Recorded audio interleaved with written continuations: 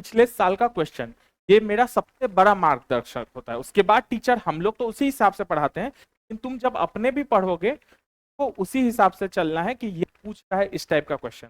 तो basic concept पहले समझ गए, ठीक है। उसके बाद जिस टाइप का क्वेश्चन पूछ रहा है उस टाइप का करना। और तीसरा करंट से, ये सब टॉपिक में क्या होता है, नया इवेंट है उसका मान लो भौतिक क्या है वो देख लेता है।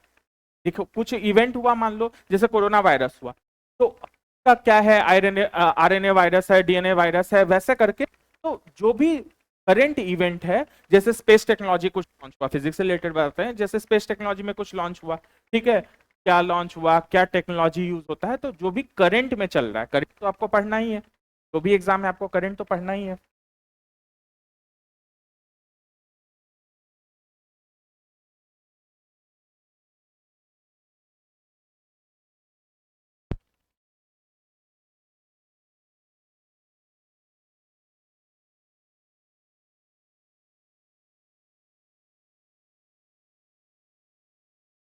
हाँ, तो जो भी एग्जाम है आपको करंट अफेयर्स तो पढ़ना ही है उसमें। तो करंट अफेयर्स से रिलेटेड आपका जो भी इससे रिलेटेड, जैसे फिजिक्स जब बोलेंगे तो फिजिक्स का जो भी करंट अफेयर से रिलेटेड टॉपिक है वो आपको साथ में पढ़ना है, ठीक है। ये एक तरीका हो गया। और सबसे अच्छा कि बहुत जगह एग्जाम में एक एग्जाम का दूसरे एग्जाम में रिपीट भी होता है, ठीक है। एक एग्जाम का दूसरे एग्जाम में रिपीट भी होता है। वो क्वेश्चन भी करना है। कई बार क्या होता है कि आपको कॉन्सेप्ट समझ में आ गया, लेकिन क्वेश्चन कुछ अजीब सा पूछता है, होता है ना बहुत बार कि हम तो सब पढ़ के गए थे, सारा चीज समझ के गए थे, लेकिन पता नहीं कहाँ आउट ऑफ सिलेबस पर। कॉलेज में तो हम लोग बोल देते थे भाई आउट ऑफ सिलेबस है, टीचर से लड़ने के लिए तैयार हो जाते थे। यहाँ का क्या है, पीएससी से थोड़े लड़ने जाओगे कि आउट ऑफ सिलेबस है।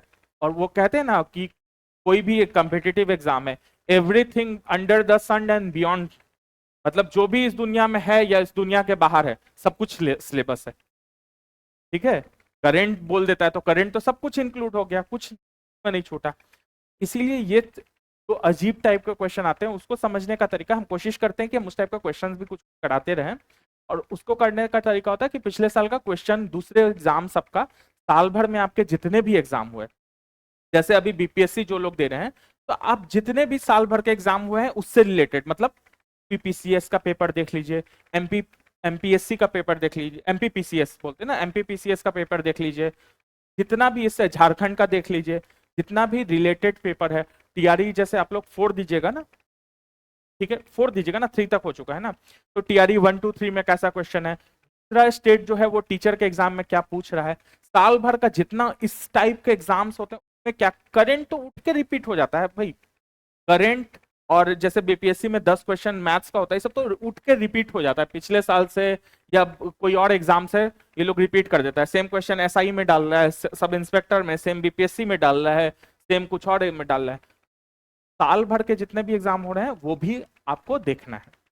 और मेरे सिलेबस के लिए हम पर्टिकुलरली हर क्लास में हम बोलते हैं कि हम जो भी टॉपिक पढ़ाएं, जो भी टॉपिक हम पढ़ाएंगे, जैसे अभी हम शुरू करेंगे लाइट से, प्रकाश से यानी, तो उससे रिलेटेड पिछले साल का क्वेश्चन जो भी आप एग्जाम दे रहे हैं उसका तो जरूर देख लीजिएगा।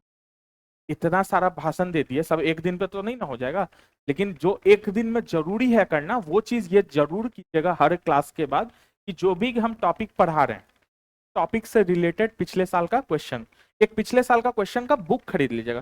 वैसे नेट पे खोजने जाइएगा तो नहीं मिलेगा, नेट पे अगर आप खोजिएगा तो आपको क्या पता कि कौन सा फिजिक्स का भाई क्वेश्चन देख के, अभी तो पढ़ाई शुरू किए हैं बोलोगे, फ्रेंड लोग बोलेगा ना अभी तो सर शुरू किया, अभी तो क्वेश्चन भी नहीं पता चलता। और होता है, जेन्युइनली होता है कि सर ये करंट का है कि फिजिक्स का है कि क्या है, ये भी नहीं पता चलता है।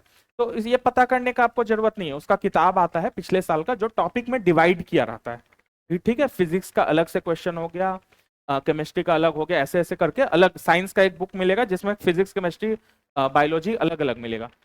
में फिजिक्स से रिलेटेड जो टॉपिक हम पढ़ा रहे हैं वहां तो क्लियर हो जाएगा कि भाई हाँ ये प्रकाश का क्वेश्चन है, ये तो पता चल जाएगा उसमें।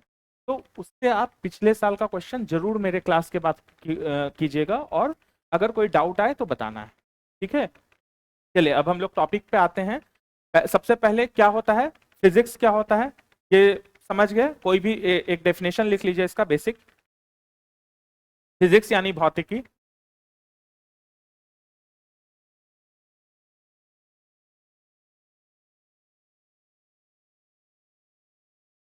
फिजिक्स प्रकृति विज्ञान की एक शाखा है, फिजिक्स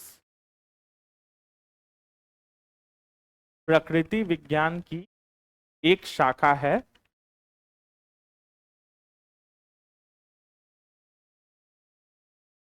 जिसमें मैटर तथा ऊर्जा, जिसमें मैटर तथा ऊर्जा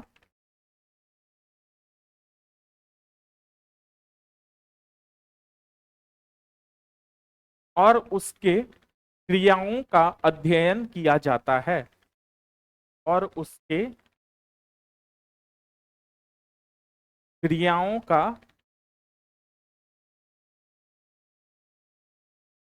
अध्ययन किया जाता है।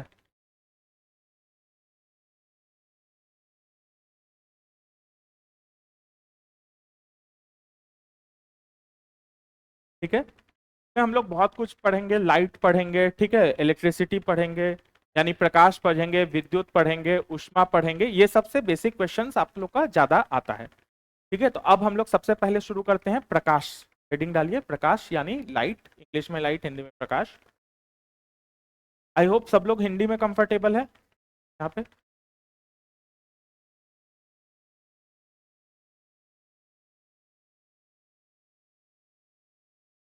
इसका भी एक, ये जो डेफिनेशन लिखा है ये कहीं नहीं पूछेगा, ये एक तरीका होता है ना कि जब भाई शुरू कर रहे हैं सब्जेक्ट तो सब्जेक्ट का लिखा दिए हैं, ये डेफिनेशन रटने मत लग जाना है, ये कोई नहीं पूछने वाला है।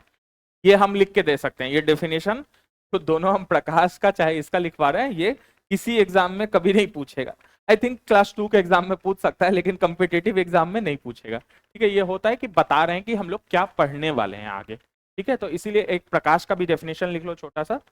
यह भौतिक विज्ञान की वह शाखा है, यह भौतिक विज्ञान की वह शाखा है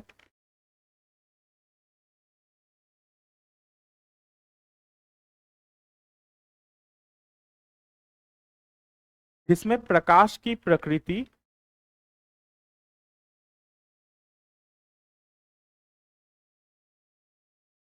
जिसमें प्रकाश की प्रकृति एवं गुणों का अध्ययन किया जाता है, एवं गुणों का अध्ययन किया जाता है। ठीक है, कि भाई प्रकाश जो है उसी के बारे में बेसिकली पढ़ रहे हैं कि उसके क्या गुण होगा, उसका क्या प्रकृति है, यही प्रकाश में पढ़ेंगे। ऑब्वियस सी बात है, जब प्रकाश पढ़ रहे हैं तो प्रकाश के ही गुण पढ़ेंगे। ठीक है, अब आ जाते हैं कि बेसिकली प्रकाश होता क्या है। अब यहां से तुम्हारा इंपॉर्टेंट शुरू हो गया, अब हम बता दिए। अब यहां से जो है तुम्हारा मेन टॉपिक अब शुरू हो रहा है, जहां से तुम्हारा क्वेश्चंस भी बनेगा। सबसे पहला, प्रकाश होता क्या है, कोई बता सकता है? टाइप ऑफ एनर्जी, यानी ऊर्जा का एक प्रकार होता है, और वो क्या होता है, एक तरह का तरंग होता है, यानी वेव, यानी तरंग होता है। तो वो कौन सा तरंग होता है? ट्रांसवर्स वेव होता है, और ट्रांसवर्स वेव के अलावा भी एक और वेव होता है, ट्रांसवर्स यानी अनुप्रस्थ तरंग होता है, और उसके अलावा भी एक और तरंग होता है, कोई बता सकता है?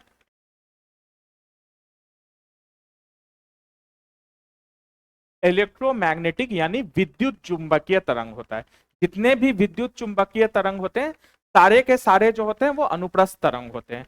तो प्रकाश एक इलेक्ट्रोमैग्नेटिक वेव होता है, और जितने भी इलेक्ट्रोमैग्नेटिक वेव होते हैं सबके सब तुम्हारे ट्रांसवर्स वेव होते हैं। ठीक है, तो पहला लाइन लिखो, पॉइंट वाइज लिखना। पहला लिखो, प्रकाश एक विद्युत चुंबकीय तरंग है। प्रकाश एक विद्युत चुंबकीय तरंग है।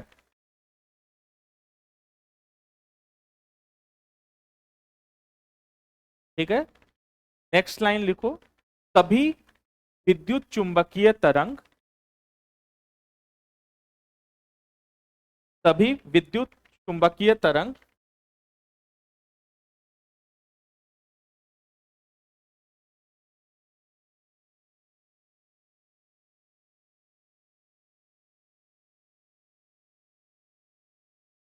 अनुप्रस्थ तरंग है।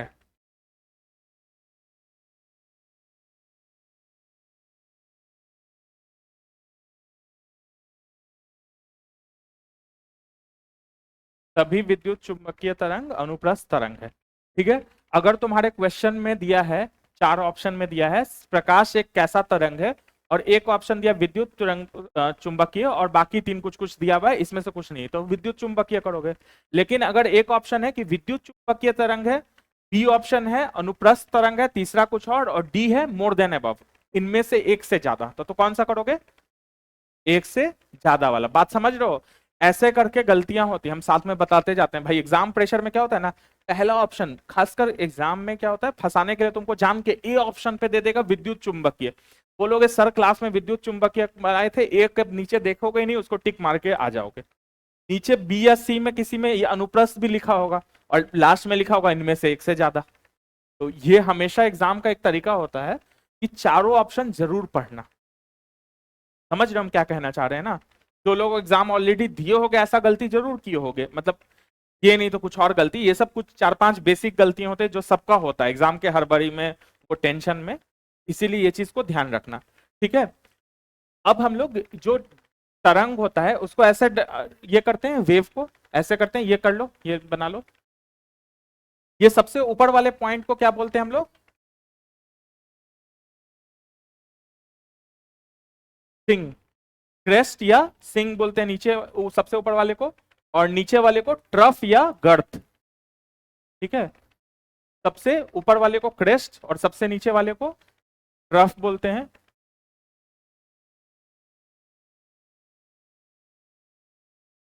क्रेस्ट दिखा,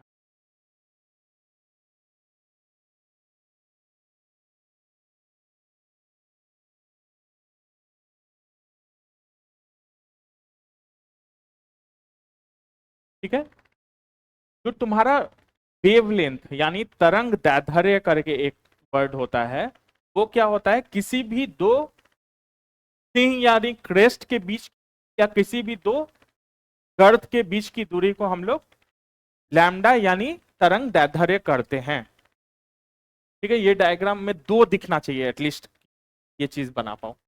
ये समझ रहे हो ना? ये इसके और इसके बीच की दूरी को हम लैम्डा साइन दिए हैं, या नीचे वाले सबसे नीचे वाले पॉइंट से दूसरे नीचे वाले पॉइंट की दूरी को लैम्डा, दोनों बराबर है, चाहे ऊपर से ऊपर देखो चाहे नीचे से नीचे देखो।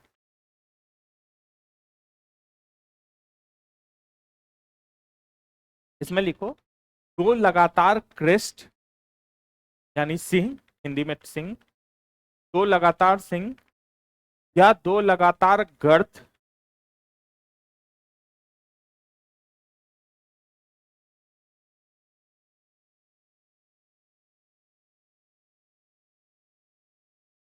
दो लगातार सिंह या दो लगातार गर्त के बीच की दूरी को, के बीच की दूरी को क्या बोलते हैं? तरंग दैर्ध्य कहते हैं।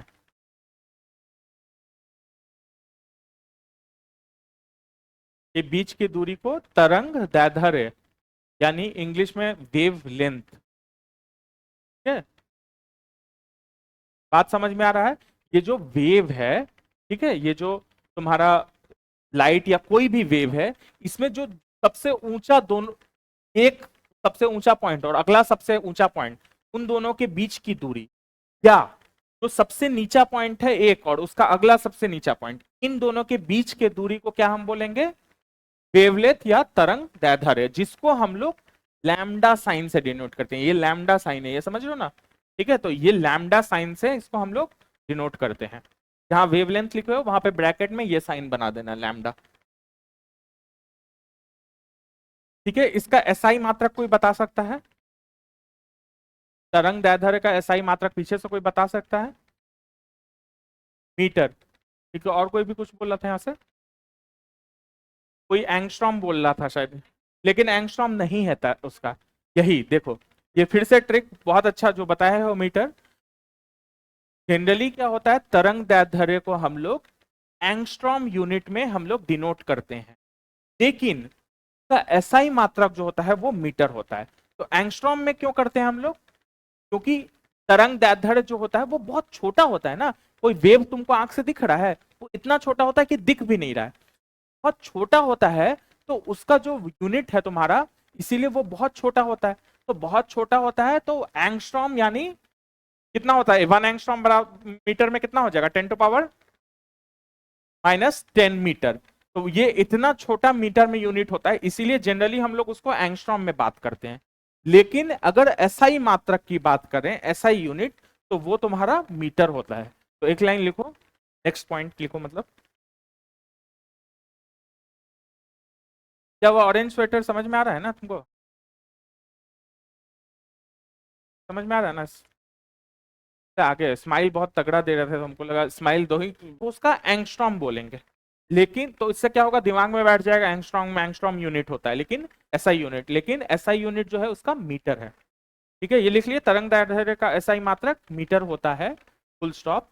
परंतु याद रखें कि परंतु याद रखें कि तरंग दैर्ध्य को तरंग दैर्ध्य को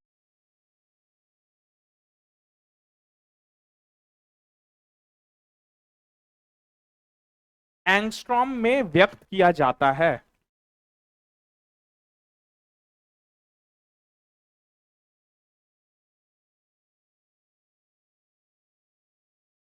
एंगस्ट्रॉम में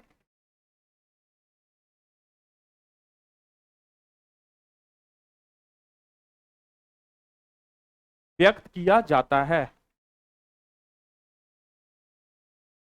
ठीक है, वहीं पे नीचे लिख लेना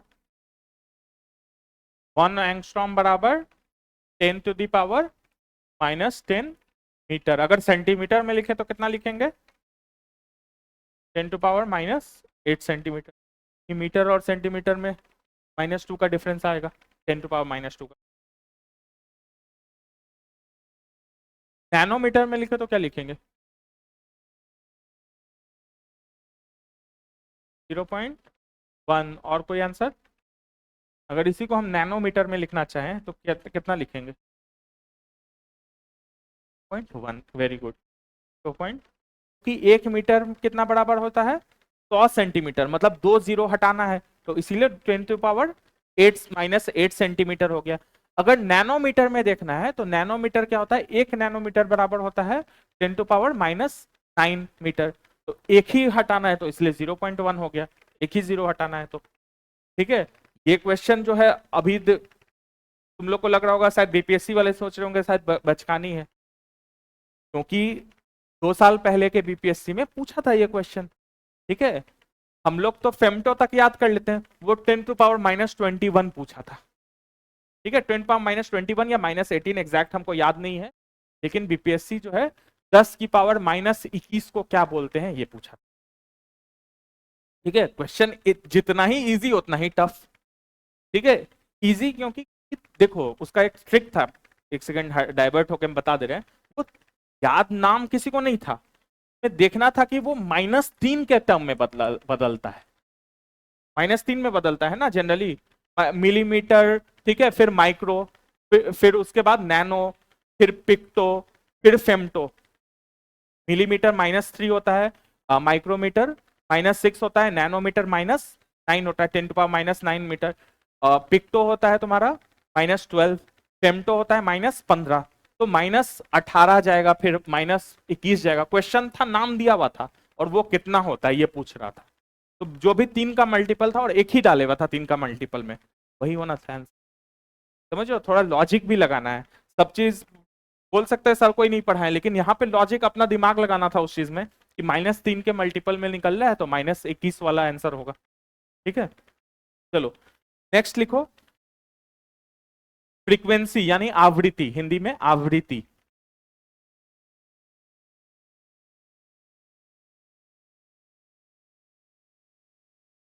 ये जो वेव है, ये जो हम वेव बनाए, ये 1 सेकंड में कितनी बार चक्कर मारता है, इसी को हम लोग उसकी क्या बोलते हैं, आवृत्ति यानी फ्रीक्वेंसी। समझ रहे हैं? ठीक है, तो इसमें लिखो 1 सेकंड में 1 सेकंड में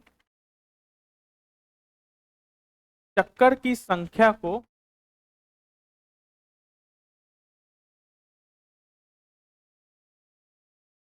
1 सेकंड में चक्कर की संख्या को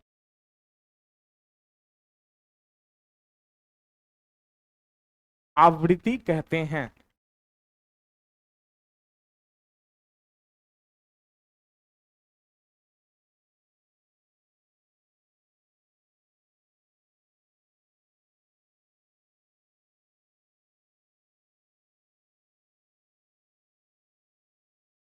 एक सेकंड में चक्कर की संख्या को आवृत्ति कहते हैं।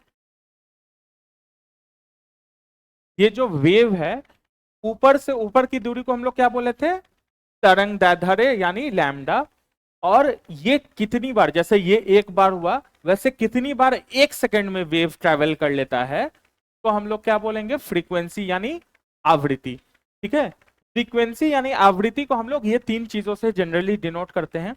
या तो एन से डिनोट करते हैं, या एफ से, या न्यू से। न्यू नहीं है, ये न्यू है, आधा न और यू।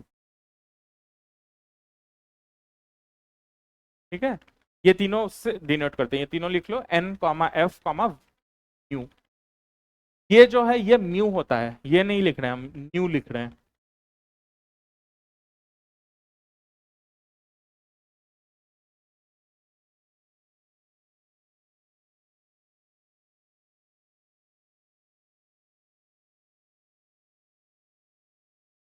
ठीक है, इसका ऐसा ही मात्रा कोई बताओ। हर्ट्स, ठीक है, सबको पता है।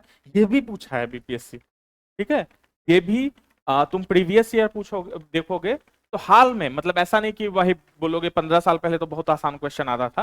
ये हाल फिलहाल का 2-3 साल पुराना ही ये क्वेश्चन है। फिर वह है कि फ्रीक्वेंसी का क्या यूनिट, ऐसा ही मात्रक क्या है, तो लिख लो। 67वीं में पूछा था भाई।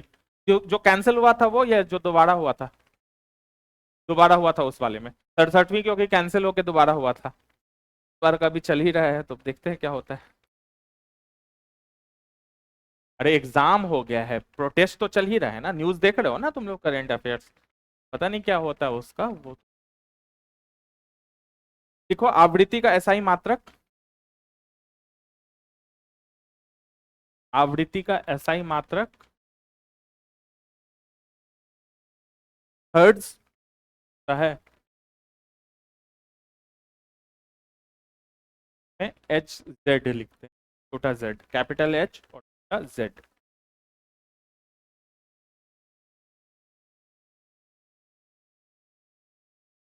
ठीक है, नेक्स्ट हेडिंग डालो, तरंग वेग,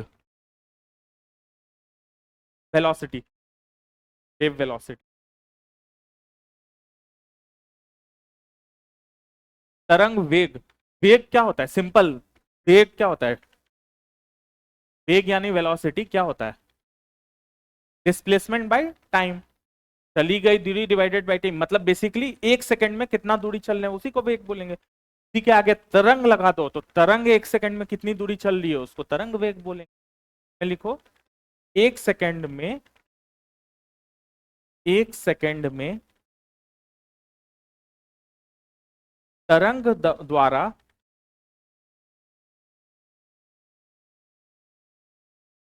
एक सेकंड में तरंग द्वारा तय की गई दूरी,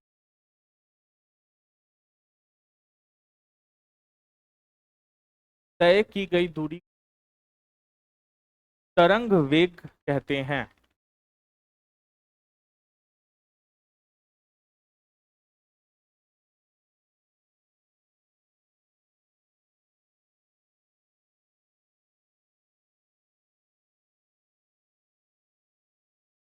ठीक है, इसको वेग को किस चीज से डिनोट करते हैं? हम मीटर पर सेकंड, ठीक है, वो यूनिट हो गया। डिनोट किस चीज से करते हैं उसको? सिंबल क्या है? वी। तो वी बराबर क्या होता है? N into lambda. मतलब क्या हो गया? तरंग वेग बराबर एन, क्या हुआ ये क्या था? एन आवृत्ति, फ्रीक्वेंसी, आवृत्ति, सही बोल रहे हो, हम वेट कर रहे हैं सबके आंसर का। और दूसरा लैम्डा क्या हो गया? तरंग दैर्ध्य।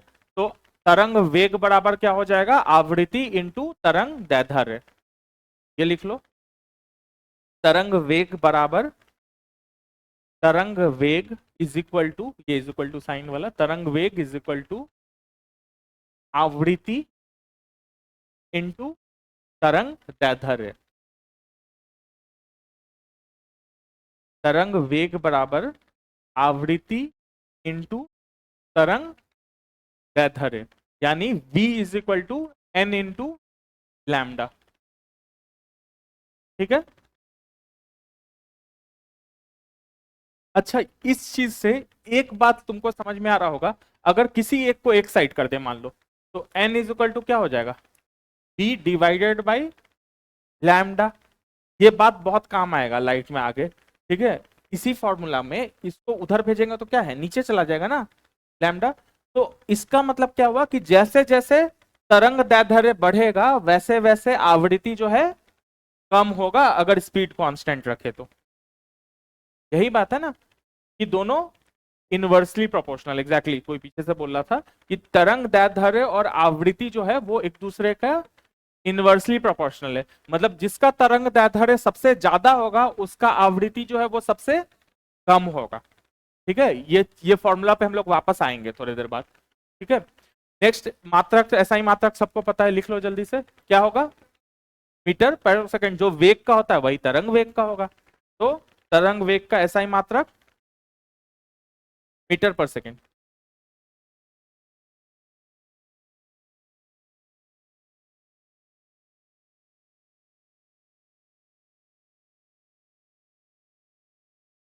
ठीक है, इसमें कुछ पॉइंट्स लिख लो और कुछ पॉइंट जो तुम्हारा फैक्चुअल टाइप का पॉइंट होता है ना, जिससे क्वेश्चंस बनते हैं। सूर्य से, पहला पॉइंट लिखो, सूर्य से पृथ्वी तक प्रकाश को आने में, सूर्य से पृथ्वी तक प्रकाश को आने में कितना देर लगता है। कहीं 498 है, कहीं 499 है, कहीं 500 है। ठीक है, तुम अलग अलग जगह रखोगे, अलग एग्जाम देखोगे, तो वही हम 499 लिखवाते हैं। ऐसे 500 कहीं दिया है तो वो भी चलेगा, 498 दिया है तो वो भी चलेगा। ठीक है, 8 मिनट 19 सेकेंड सूर्य से पृथ्वी तक प्रकाश को आने में लगभग 8 मिनट 19 सेकेंड, यानी टोटल उसको करोगे तो 499 सेकेंड का समय लगता है।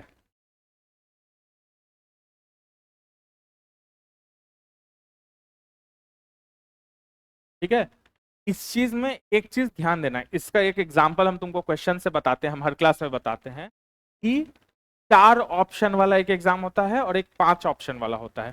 ठीक है, 5 ऑप्शन, 5वां ऑप्शन वाले एग्जाम में 5वां ऑप्शन जनरली रहता है कि इनमें से एक से अधिक या इनमें से कोई नहीं।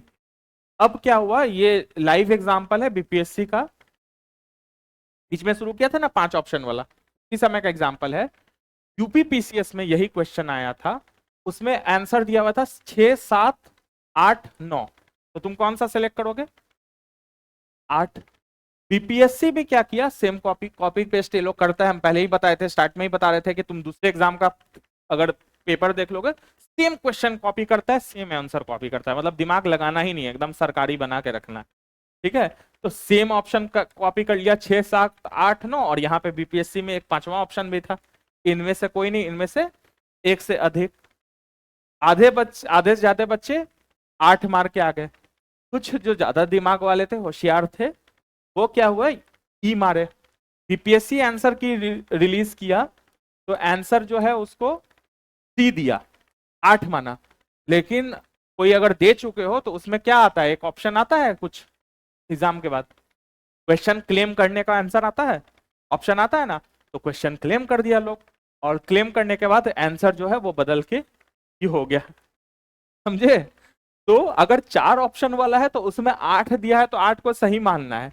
लेकिन अगर 5 ऑप्शन वाला एग्जाम्पल है और अगर 8 दिया है तो वहां गलत हो जाएगा। ठीक है, बड़ा ये सब का मतलब क्या बोले हैं, मतलब कॉपी भी कर रहा है ये लोग, ढंग से कॉपी भी नहीं करता है ये वाला बात हो गया।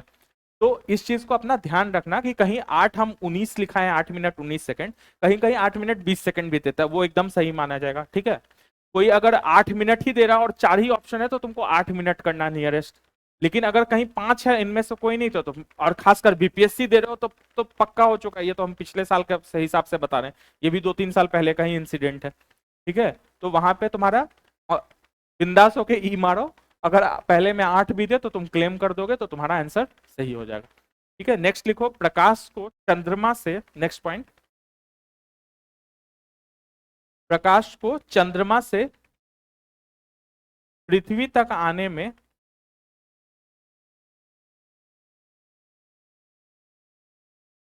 प्रकाश को चंद्रमा से पृथ्वी तक आने में लगभग 1 मिनट 28 सेकंड लगता है।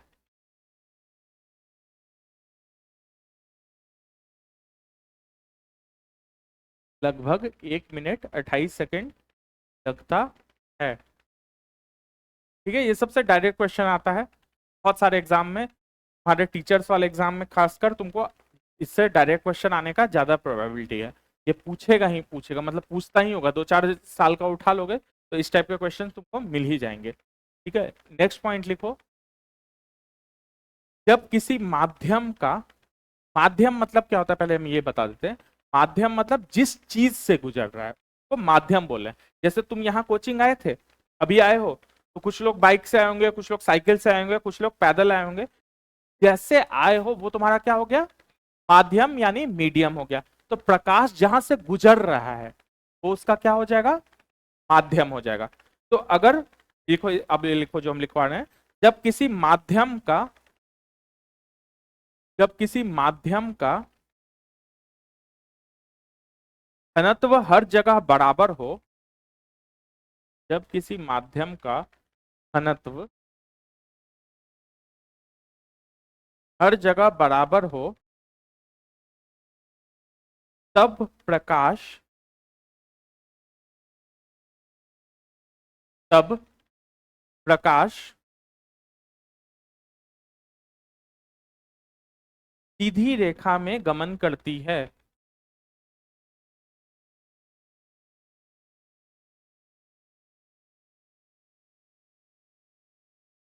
सीधी रेखा में गमन करती है, फुल स्टॉप। इस बात को,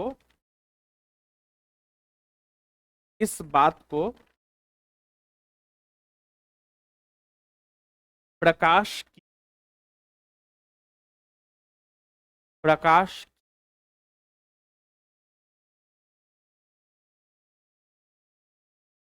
सरल रेखीय, सरल रेखीय गमन कहते हैं, गमन कहते हैं। मतलब क्या हुआ कि किसी माध्यम, जैसे ये हवा है, यहां से ये इस बल्ब से रोशनी निकल रहा है, मेरे आंख तक पहुंच रहा है। ठीक है, ये चेयर क्यों देख पा रहे हैं कि इस पे, चेयर पे जा रहा है रोशनी और चेयर से मेरे आंख पे आ रहा है, इसलिए ना। तुम हमको क्यों देख पा रहे हो, हम तक रोशनी आ रहा है और फिर तुम्हारे आंख तक जा रहा है। तो अगर इस जगह का माध्यम जो है उसका घनत्व जो है अगर वो एक जैसा है तो प्रकाश कैसे चलेगा, सीधी रेखा में चलेगा। समझ गए क्या कहना चाह रहे हैं, समझ रहे हैं? लेकिन अगर माध्यम बदल जाएगा या घनत्व बदल जाएगा तो सीधी रेखा की गारंटी नहीं है। उसको हम लोग अपवर्तन पढ़ते हैं, जब आगे हम लोग पढ़ेंगे। ठीक है, रिफ्रैक्शन पढ़ेंगे हम लोग, में हम लोग पढ़ेंगे। ठीक है, अभी ये समझ लो कि अगर जो है तुम्हारा घनत्व एक जैसा है जहां से प्रकाश गुजर रहा है तो प्रकाश कैसे रेखा में चलेगा, सीधी रेखा में चलेगा। ठीक है, नेक्स्ट लिखो, नेक्स्ट पॉइंट।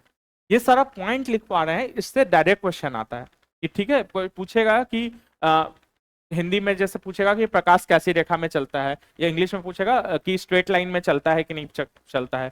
ठीक है, इस टाइप से पूछेगा तो डायरेक्ट क्वेश्चन इन सब पॉइंट से आते हैं। नेक्स्ट पॉइंट लिखो, सबसे पहले, सबसे पहले न्यूटन ने ही बताया, सबसे पहले न्यूटन ने ही बताया कि प्रकाश छोटे छोटे कणों, कि प्रकाश छोटे छोटे कणों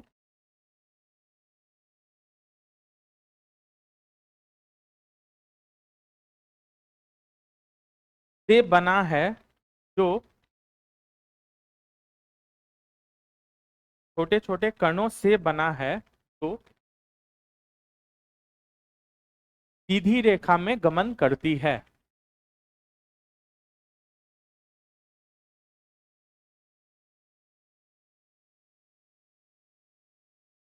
ठीक है, तो क्वेश्चन अगर पूछे कि कौन सा साइंटिस्ट बताया है सीधी रेखा में प्रकाश गमन गमन करती है, तो उसका आंसर हो जाएगा तुम्हारा न्यूटन। ठीक है, इस टाइप का 4-5 पॉइंट्स है, वो लिख लेना। उसमें भी ये सारे पॉइंट जो है इसको समझने का से ज्यादा इसको याद करने का जरूरत है। ठीक है, इसमें अब क्या समझोगे, तुम्हारा सीधा क्वेश्चन आएगा कि भाई ये कौन बताया कि फोटोन एनर्जी वाला है, कि फोटोन से बना होता है प्रकाश ऊर्जा जो है, वो कौन बताया है, विबग्योर प्रकाश के 7 कलर होते हैं, ये कौन बताया है। तो इस टाइप के तुम्हारे बहुत सारे क्वेश्चन आते हैं, इन लोग को नाम से बहुत प्रेम होता है।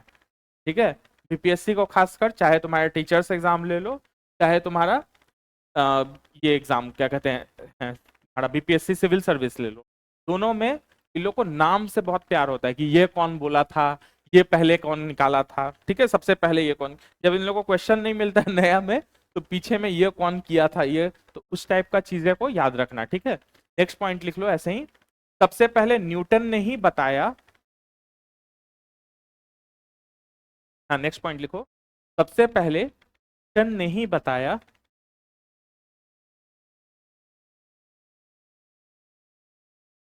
कि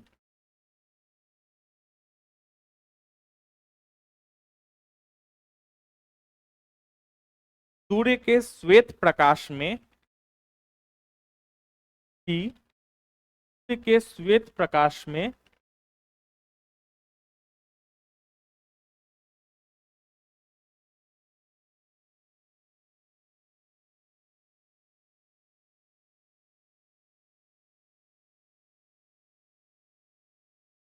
सात रंग होती है। सूर्य के श्वेत प्रकाश में 7 रंग है।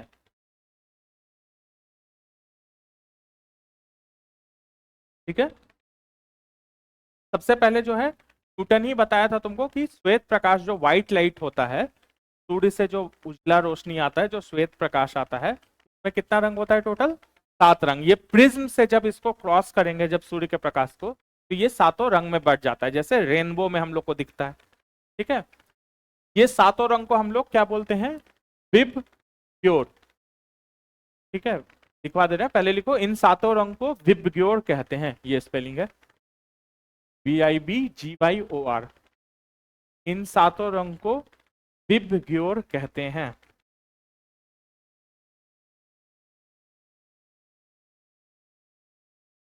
ठीक है, सारे रंग का ये लिख लेना। वी मतलब क्या हुआ, इंग्लिश में वायलेट और हिंदी में बैगनी। ठीक है, ऐसे करके विबग्योर लिख लेना, और सब रंग का हम लिखा दे रहे हैं। सबसे पहले वी मतलब क्या हुआ, वायलेट यानी बैगनी। शॉर्ट फॉर्म जो है वो इंग्लिश के कारण बनता है, तो इंग्लिश हिंदी दोनों लिख लेना इसमें सब लोग। ठीक है, वायलेट बैगनी पहला हो गया। दूसरा हो गया इंडिगो यानी आसमानी, इंडिगो यानी आसमानी। तीसरा हो गया ब्लू यानी नीला। सब जगह यानी यानी नहीं लिख रहा हूं, खाली ब्लू और नीला लिखना है तुमको। ब्लू नीला। ई से हो गया ग्रीन हरा। वाई से येलो पीला। ओ से ऑरेंज नारंगी।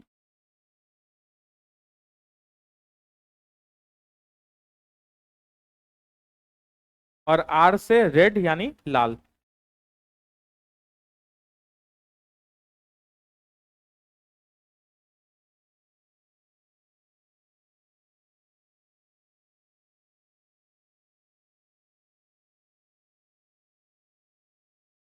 ठीक है, नेक्स्ट पॉइंट लिखो, सबसे पहले ह्यूजेन ने, HUYN, ये इंग्लिश नेम है तो इसका हिंदी नहीं होगा, ह्यूजेन ने, इसको हिंदी में लिखना चाहो तो सबसे पहले ह्यूजेन ने प्रकाश के सिद्धांत की व्याख्या किया। प्रकाश के सिद्धांत का व्याख्या किया।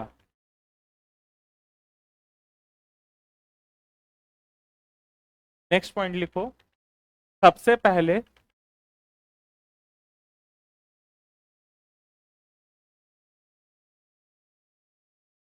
थॉमस यंग ने, सबसे पहले थॉमस यंग ने प्रकाश के व्यक्तीकरण का सिद्धांत दिया।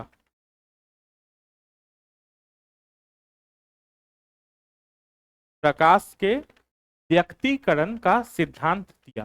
देखो बार बार हम बोले क्वेश्चन इससे कैसे आएगा, समझ रहे हो तुम लोग, कि डायरेक्ट पूछेगा कि भाई ये सिद्धांत है, ये सबसे पहले किसने दिया। ये सारे नाम है कि थॉमस यंग हो गया, ह्यूजन हो गया, न्यूटन तो सब लोग सुने हुए हैं, न्यूटन और आइंस्टाइन तो सबका जिंदगी बर्बाद किया है, ठीक है, मजाक में, मतलब एक्चुअली जिंदगी आबाद किया है, लेकिन मजाक में बोलते हैं हम लोग स्टूडेंट लोग कि सबसे ज्यादा जिंदगी तो हमारा बर्बाद न्यूटन और आइंस्टाइन ही किए हैं, ठीक है। तो अब उनका नाम लिए तो उनका भी नाम बोल देते हैं। नेक्स्ट लिखो, सबसे पहले आइंस्टाइन ने,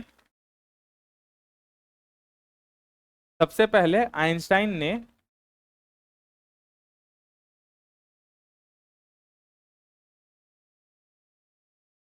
व्याख्या किया कि प्रकाश, व्याख्या किया कि प्रकाश ऊर्जा के छोटे छोटे, ऊर्जा के छोटे छोटे बंडल से बने होते हैं, बंडल से बने होते हैं।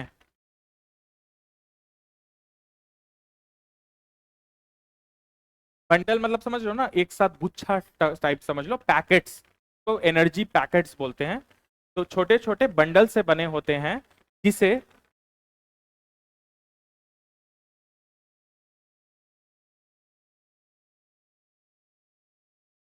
जिसे फोटॉन कहते हैं।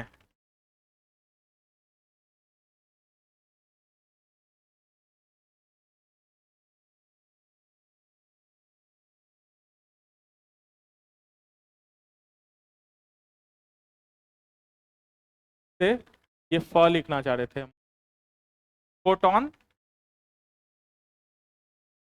कहते हैं, ठीक है। इस बात को, इस बात को फोटॉन सिद्धांत भी कहते हैं, यानी फोटॉन थ्योरी।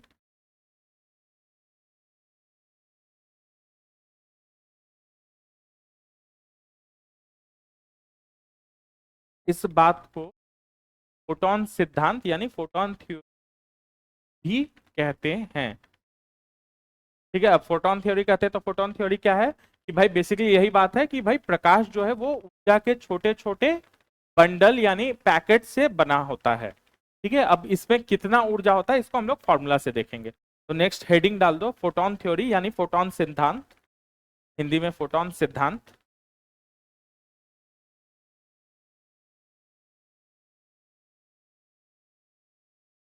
डेफिनेशन तो ऊपर लिखा ही दिए हैं, इसमें सीधा लिखो,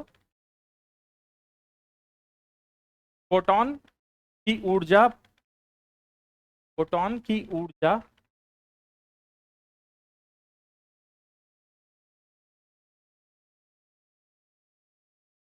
ऊर्जा को हमेशा ई से लिखते हैं ना, capital E, is equal to H nu. Nu किसका साइन था, फ्रीक्वेंसी यानी आवृत्ति का साइन था।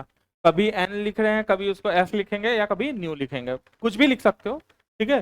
तो ये ज्यादातर बुक्स में तुमको इसी साइन में देता है, या एनर्जी में, ठीक है। तो एच न्यू, इसको दूसरे फॉर्मूला में लिख सकते हैं, H C by lambda is equal to H C by lambda.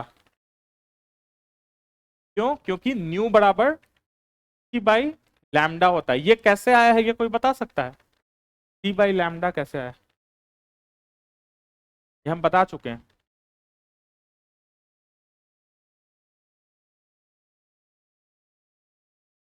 ये पहले लिख लिए, E is equal to H nu is equal to H C by lambda. ठीक है, मतलब न्यू को हम क्या लिख दिए, सी बाई लैम्डा, यानी आवृत्ति को हम लिख दिए सी, यानी speed of light divided by तरंग दैर्ध्य, यही लिखे ना। मतलब न्यू बराबर सी बाई लैम्डा, मतलब आवृत्ति बराबर speed of light divided by तरंग दैर्ध्य। ये क्यों लिखे, ये हम फॉर्मूला बताए हैं क्या अभी थोड़ी देर पहले, इसी से मिलता जुलता कुछ बताए हैं क्या, कौन सा फॉर्मूला बताएं?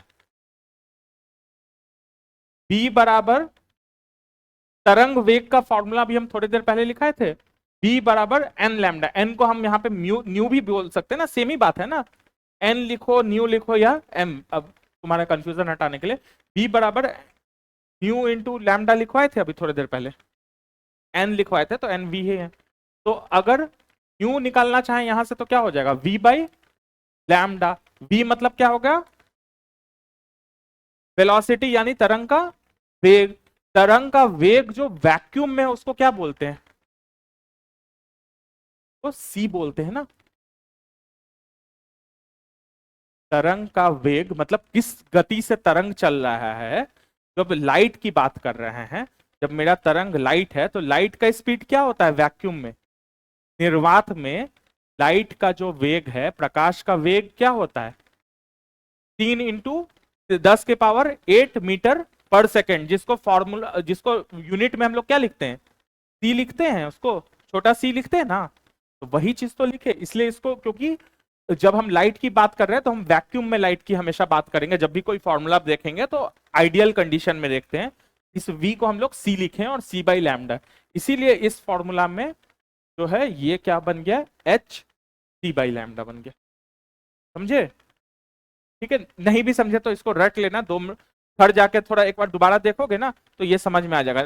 फिर भी नहीं समझ में आए तो कल पूछना। ये अचानक से लग रहा है, दो चार लोग का मुंह देख के लग रहा है कि ये क्या हो रहा है, क्यों हो रहा है। ठीक है, तो जब पिछला रिवीजन करोगे तो क्यों समझ में आएगा कि वेग का जो डेफिनेशन होता है, तरंग वेग जो होता है वो आवृत्ति गुना तरंग दैर्ध्य होता है। यानी आवृत्ति बराबर क्या हो जाएगा, वेग बटा तरंग दैर्ध्य। वेग को हम जो है निर्वात में लाइट का वेग जो होता है वो क्या होता है, सी होता है, और नीचे तो वही लिखे हैं तरंग दैर्ध्य, इसीलिए न्यू बराबर सी बाई लैम्डा हम लिखे हैं। तो H C by lambda, H का कोई ये बता सकता है यूनिट, पहले बोलते क्या है इसको, एच। एच जो है एक कांस्टेंट है, कांस्टेंट मतलब जिसका यूनिट कभी बदलता, जिसका वैल्यू, सॉरी यूनिट नहीं, जिसका वैल्यू कभी चेंज नहीं होता, उसको हम लोग कांस्टेंट बोलते हैं। तो एच एक कांस्टेंट है, तो क्या बोलते हैं, नाम इसका क्या है, प्लैंक्स कांस्टेंट, जूल नहीं, प्लैंक्स कांस्टेंट। ठीक है, और इसका वैल्यू कोई बता सकता है, एच का वैल्यू फिक्स वैल्यू है ना, एक ही वैल्यू है इसका, फिक्स है, कांस्टेंट है, तो क्या है 6 काफी क्लोज इनफ है, चलेगा। 6.62 into 10⁻⁻34 joule second, 6.62 into 10⁻⁻34 second. नीचे में लिख लेना h बराबर 6.62 इंटू 10⁻⁻34 JS, J मतलब हो गया जूल और S मतलब हो गया सेकेंड। ठीक है, इसको हम लोग बोलते हैं प्लैंक्स कांस्टेंट।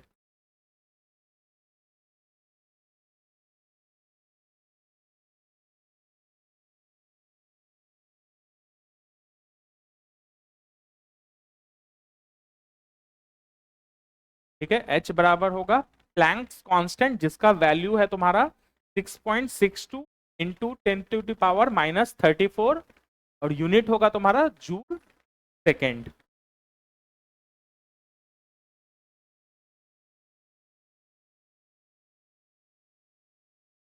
और इस फॉर्मूला में बाकी चीज तो लिखवाने का जरूरत नहीं है, ये क्या है सबको पता है, न्यू है, ये हो गया लैम्डा तो पता है, सी भी लिख लो, सी बराबर लिख लो, सी बराबर लिखो प्रकाश की चाल निर्वात में, बराबर हो गया तुम्हारा प्रकाश की चाल निर्वात में, speed of light in vacuum इसमें, और उसका वैल्यू हो गया तुम्हारा 3 इंटू 10⁸ मीटर पर सेकेंड।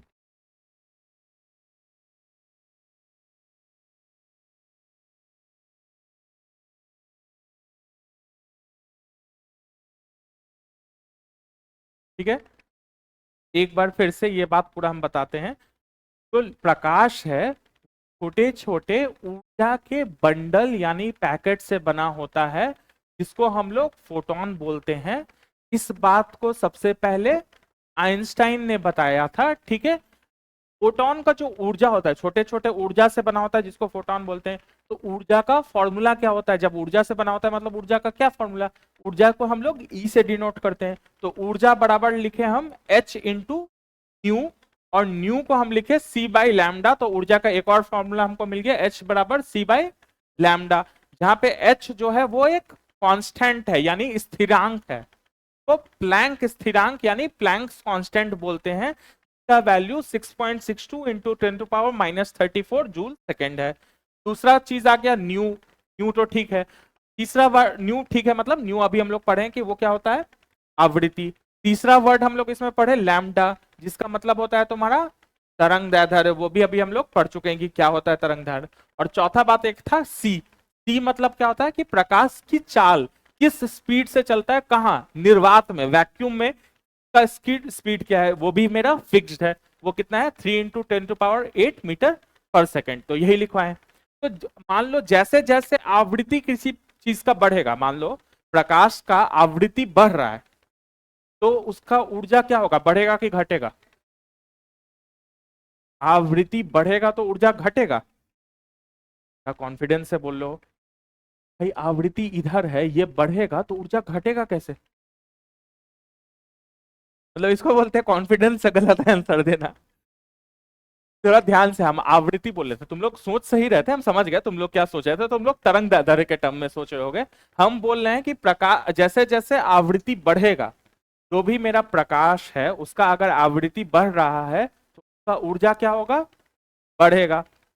उसमें अगर उल्टा वाला बात करना तो जैसे जैसे उसका तरंग दैर्ध्य बढ़ेगा वैसे वैसे उसका ऊर्जा घटेगा, क्योंकि तरंग दैर्ध्य और आवृत्ति में उल्टा रिलेशन है, इनवर्स रिलेशन। हम स्टार्ट में बोले थे कि इस फॉर्मूला को हम लोग बार बार जाएंगे और भी बार आगे जाएंगे। तो आवृत्ति, ये बात एकदम याद ही कर लो, अभी याद कर लो, घर के लिए मत छोड़ो। आवृत्ति और तरंग दैर्ध्य में उल्टा रिलेशन है। जब जब भी जहां आवृत्ति बढ़ेगा वहां तरंग दैर्ध्य घटेगा। तो जिस भी फॉर्मूला में अगर आवृत्ति के बढ़ने से वो यूनिट बढ़ रहा है, तो तरंग दैर्ध्य के बढ़ने से वो यूनिट घटेगा। तो यहां पे जैसे आवृत्ति बढ़ रहा है तो ऊर्जा जो है वो बढ़ेगा। तो अगर तुम्हारा तरंग दैर्ध्य बढ़ेगा तो ऊर्जा जो है वो घटेगा। क्या बोलना चाह रहे हैं, हम समझ रहे हो सब लोग? कोई डाउट है यहां तक? ठीक है, ये लिख लो। लिखने का क्या बात है, ये फॉर्मूला से दिख रहा है ना सबको।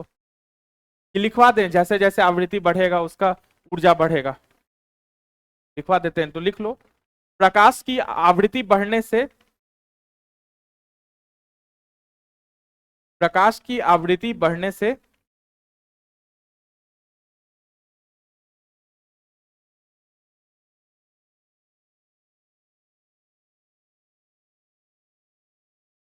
फोटॉन की ऊर्जा बढ़ती है।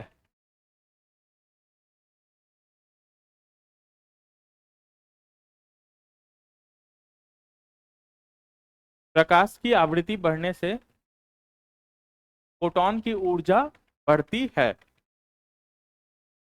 ठीक है, तो जिस प्रकाश की आवृत्ति सबसे ज्यादा होगी उसकी ऊर्जा सबसे ज्यादा होगी, और जिसकी आवृत्ति सबसे कम होगी उसकी ऊर्जा सबसे ज्यादा हो, सबसे कम है उसकी सबसे कम होगी। ठीक है, अब हम लोग नेक्स्ट इसी से रिलेटेड बात पे आ जाते हैं। अभी हम तुरंत श्वेत प्रकाश को जो है हम कितने रंगों में बांटे, 7 रंगों में बांटे। तो ये सातों रंग का जो आवृत्ति है या तरंग दैर्ध्य है वो एक समान नहीं होता है। किसी का इनमें से एक का आवृत्ति सबसे कम होगा, जिसका तरंग दैर्ध्य सबसे ज्यादा होगा, क्या होगा ना। और एक का इनमें से एक किसी का आवृत्ति जो है वो सबसे ज्यादा होगा और उसका तरंग दैर्ध्य सबसे कम होगा। समझ में आ रहा है? तो ये जो विब ग्योर है, जनरली लिखने के टर्म्स में ऐसे लिखते हैं, जब ये दर्शाते हैं ना तो ऐसे, ज्यादातर बुक में तुमको ऐसा दिया रहता है उल्टा में। ठीक है, विब ग्योर, नीचे वाला बड़ा हो गया ऊपर छोटा हो गया। ठीक है, ये जैसे जैसे बढ़ेगा, मतलब वायलेट से इंडिगो, इंडिगो से ब्लू, ब्लू से ग्रीन, येलो, ऑरेंज, रेड, ये एरो समझ रहे हो, मतलब इसका सबसे कम हो गया और इसका सबसे ज्यादा हो गया, ये एरो का डायरेक्शन है। तो ये तुम्हारा तरंग दैर्ध्य है, यानी वेवलेंथ का डायरेक्शन है। इसका मतलब हुआ कि वायलेट का तरंग दैर्ध्य जो वो सबसे कम होगा, उससे ज्यादा इंडिगो का, फिर तुम्हारा ब्लू का, फिर ग्रीन, फिर येलो, फिर ऑरेंज, और सबसे ज्यादा किसका होगा, इन सातों रंगों में सबसे ज्यादा तरंग दैर्ध्य किसका हो जाएगा, रेड का। रेड का तरंग दैर्ध्य सबसे ज्यादा है, इसका मतलब आवृत्ति उसका सबसे कम होगा। तो फ्रीक्वेंसी जो है वो उल्टा चलेगा, उल्टा एरो का डायरेक्शन कर दिया, इसलिए रेड का जो है वो सबसे कम है और वायलेट का जो है सबसे ज्यादा है। तो ये डायग्राम बना लो। ये एरो समझ रहे हो ना, एरो मतलब जिधर से शुरू हो रहा है उधर कम है, और जिधर बढ़ते जा रहा है उधर ज्यादा होते जा रहा है। इस तरीके से डिनोट करने का ये एक तरीका है।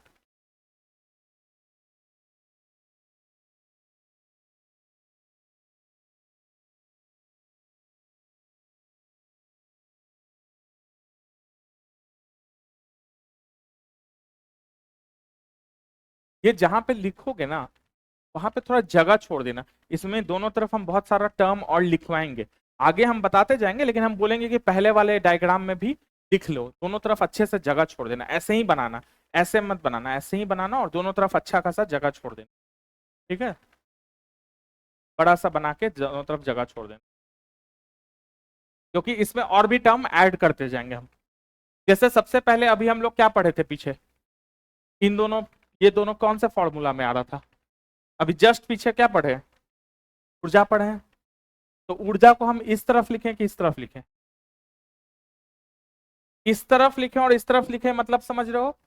अगर हम इस तरफ लिख रहे हैं मतलब हम बोल रहे हैं कि जिसका वायलेट जो है, जिसका सबसे कम तरंग दैर्ध्य है उसी का सबसे कम ऊर्जा होगा, और रेड का सबसे ज्यादा तरंग दैर्ध्य है उसी का सबसे ज्यादा ऊर्जा होगा।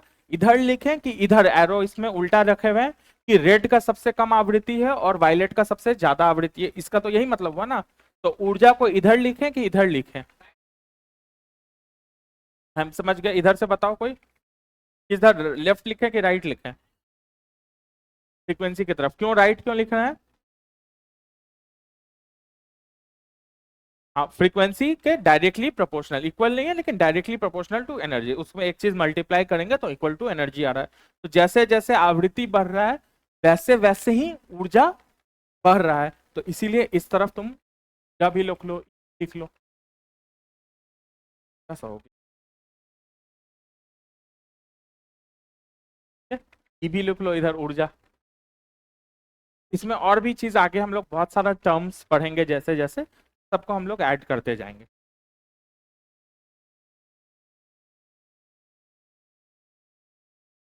ये डायग्राम एक बार हम फिर से समझा देते हैं कि लोग को कंफ्यूजन हो जाता है। ये जो एरो है ना, ये एरो जहां से शुरू हो रहा है उस जगह का सबसे कम मान रहे हैं, और जो एरो का डायरेक्शन है जिस तरफ है, जैसे जैसे वैसे वैसे बढ़ते जा रहा है। बचपन में कोऑर्डिनेट ज्योमेट्री पढ़े थे ना, यहाँ पे 0 होता था ना, फिर 1, फिर 2, ऐसे ऐसे बढ़ते जाता था, और इधर भी 1 2, एरो जिस तरफ है उस तरफ मेरा वैल्यू बढ़ते जाता था। ये डायमेंशनल कोऑर्डिनेट ज्योमेट्री में ही होता था ना, 10th में सब लोग पढ़े होंगे, एक्स एक्सिस वाई एक्सिस। तो यहाँ वही हम करना चाह रहे हैं, एक्स एक्सिस वाई एक्सिस नहीं बना रहे, एरो जहां से शुरू हो रहा है उसका सबसे कम है जो भी हम लिखना चाह रहे हैं, और जिस तरफ बढ़ रहा है वो सबसे ज्यादा है। तो सबसे पहले हम बोले कि तरंग दैर्ध्य, ये चीज याद करने का है कि तरंग दैर्ध्य जो है वो बैगनी प्रकाश यानी वायलेट प्रकाश का सबसे कम है, और ऊपर जैसे जैसे जाते जाएंगे वैसे वैसे बढ़ते जाएगा, फिर इंडिगो का, फिर ब्लू का, और सबसे ज्यादा किसका है, रेड का। एक बार हम ये चीज खाली याद कर लिए, बाकी सारा निकल जाएगा फॉर्मूला से। ठीक है, तरंग दैर्ध्य का ठीक उल्टा क्या चलता है तुम्हारा, आवृत्ति। तो आवृत्ति जो है इसका एरो उल्टा साइड इधर बनाए हुए हैं, तो रेड का सबसे कम और बैगनी का सबसे ज्यादा। तो रेड का आवृत्ति सबसे कम इसलिए लिख दिए, और बैगनी का सबसे ज्यादा, इधर उल्टा एरो साइड। अब हम नेक्स्ट को बताएं कि ऊर्जा कैसे चलेगा। ऊर्जा क्या वायलेट का सबसे कम और रेड का सबसे ज्यादा होगा, कि रेड का सबसे कम वायलेट का सबसे ज्यादा होगा। तो क्योंकि ऊर्जा जो है वो आवृत्ति के तरह चलता है, पिछले फॉर्मूला में हम लोग देखे थे कि ऊर्जा बराबर H इंटू आवृत्ति सामने सामने का चीज है, तो जैसे जैसे ये बढ़ेगा वैसे वैसे ऊर्जा भी बढ़ेगा। तो इस क्योंकि ऊर्जा आवृत्ति इस साइड लिखे थे, एफ और न्यू एक ही बात है, तो इसीलिए ऊर्जा भी इस साइड लिखा है। ये कंफ्यूज नहीं ना हो रहे हो बार बार, कहीं हम एफ लिख दे रहे हैं, कहीं न्यू लिख दे रहे हैं, कभी एन लिख दे रहे हैं। तीनों तीनों एक ही चीज है, तीनों मतलब आवृत्ति है, ठीक है। और इधर से इसलिए उल्टा साइड में ऊर्जा हो गया, ठीक है। इसमें क्वेश्चन बहुत इजी, लेकिन एग्जाम में लोग प्रेशर में गलत कर देता है। जैसे एक क्वेश्चन लिखो, निम्नलिखित में निम्नलिखित में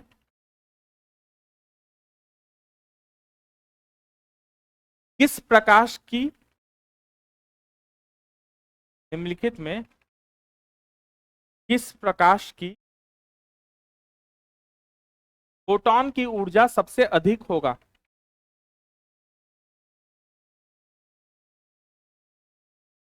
निम्नलिखित में किस प्रकाश की फोटॉन की ऊर्जा सबसे अधिक होगा? ए पीला, ए पीला, बी नीला, सी नारंगी, और डी हरा।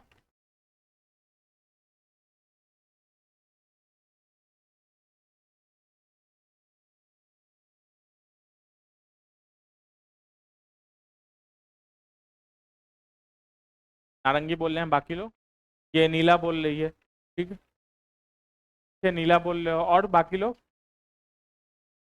हाँ, ऑरेंज होगा, एकदम फुल कॉन्फिडेंस से बोल लो। यही बोले ना, अभी जब पढ़ा रहे थे तब तो बहुत हंसी आ रही थी ऑरेंज स्वेटर को कि क्या बचकानी चीज पढ़ा रहे हैं। लेकिन ठीक है, यही दिक्कत होता है कि गलती आदमी को पढ़ने वक्त लगता है बहुत बचकानी चीज है, ठीक है, ये तो बेसिक बात है, लेकिन क्वेश्चन सॉल्व करने वक्त आदमी को कॉन्टेम्पलेट नहीं, बेसिक से चलो, कोई भी चीज इस टाइप का क्वेश्चन में याद नहीं रखना है। ये बस तुम डायग्राम बनाओ, कुछ भी पूछ रहा है ये जरूर बनाओ। जब भी आगे हम लोग स्पीड पढ़ेंगे कि किसका चाल ज्यादा है किसका चाल कम, रिफ्रैक्टिव इंडेक्स पढ़ेंगे कि किसका ज्यादा है किसका कम, अपवर्तनांक, इस टाइप से हम लोग बहुत सारा चीज पढ़ेंगे। जो भी पूछे कि किसका ज्यादा है किसका कम और चार ऑप्शन दे दे, तुमको कुछ नहीं करना है, सबसे पहले विबग्योर पूरा लिखना है।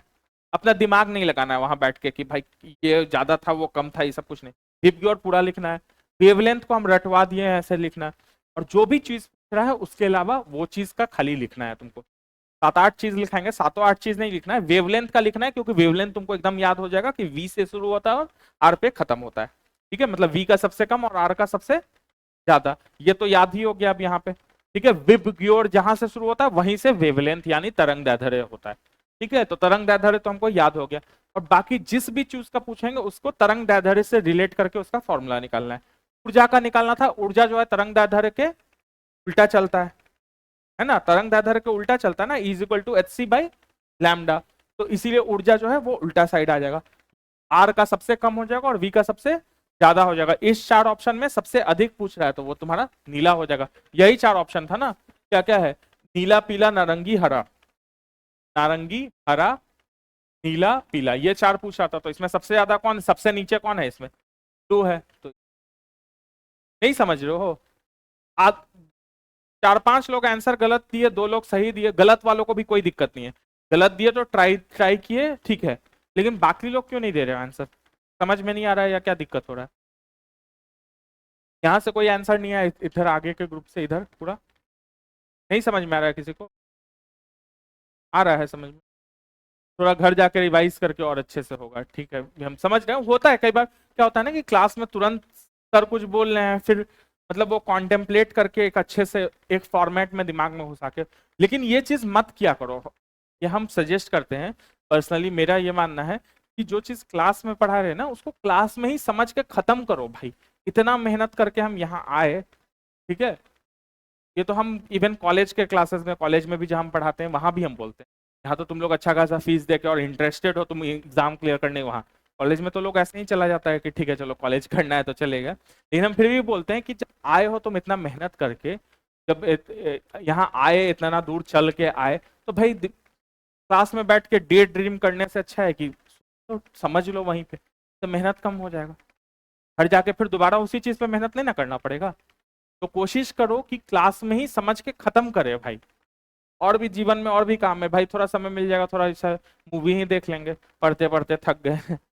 ठीक है, जो भी है मतलब जो क्लास में समझने का कोशिश करो।